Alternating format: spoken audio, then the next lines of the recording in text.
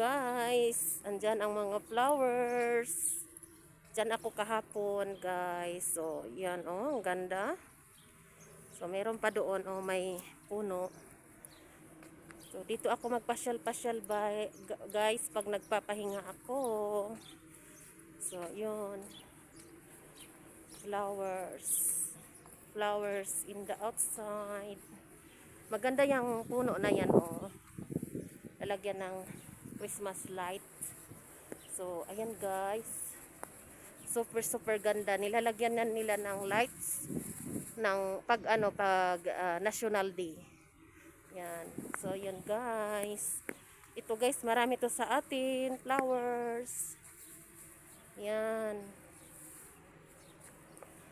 Ang ganda no.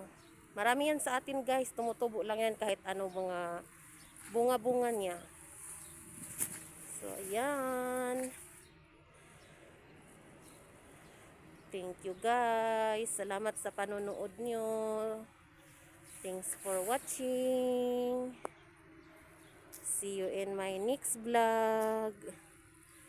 Babush.